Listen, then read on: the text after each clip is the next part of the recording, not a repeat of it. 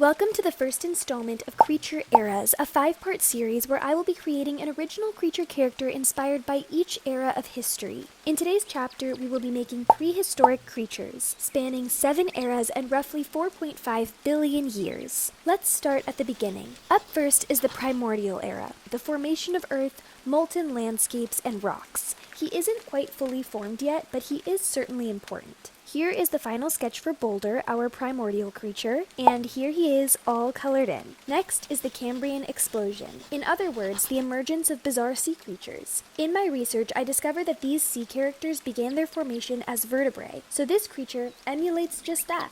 Here is the finalized sketch for Cambria, and here she is all colored in. She's very serious. Next up is our paleozoic creature. This era introduces early fish, giant insects, and primitive land plants. I decided to make a large insect-like creature who is very present and aware of her unique beauty, yet subdued and introspective as she witnesses the history of creatures unfolding. She sits because this is the time in which creatures begin to emerge from the water and crawl onto land. This is the final sketch for Vesper. Here she is all colored in. Her coloring is inspired by this large purple beetle I discovered in my research. The fourth character will represent the Mesozoic era, the age of dinosaurs and giant reptiles. She is elegant, grand, and not very ferocious. Her green coloring represents her reptilian heritage as well as her commitment to being a herbivore. This is the final sketch for the Zoe Sophia, and here she is all colored in.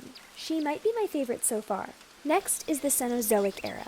This is the rise of mammals. For my early mammal, I wanted to create someone who is ever so naive and just barely awakening in a perpetual state of yawning. He isn't overly fuzzy, just slightly tufted. This is the final sketch for Honk, and here he is all colored in. Our second to last creature represents the Ice Age, and how could I not continue on the mammal trajectory to create a woolly mammoth-inspired character? Immensely fuzzy, strong and fearless, yet adorable in the face of the icy storms. This is the final sketch for Osgood. Here he is, all colored in. Do you think he's a distant relative of Honk? Our final prehistoric character represents the Stone Age, of course. An early human, a caveman, or a Neanderthal, as one may call him. A hairy character with human-like features. He represents not only the end of prehistoric times, but a first glance into the potential of early civilization. This is the final sketch for Leander, and here he is, all colored in. And there we have it, 7 prehistoric characters for our first Creature Eras installment.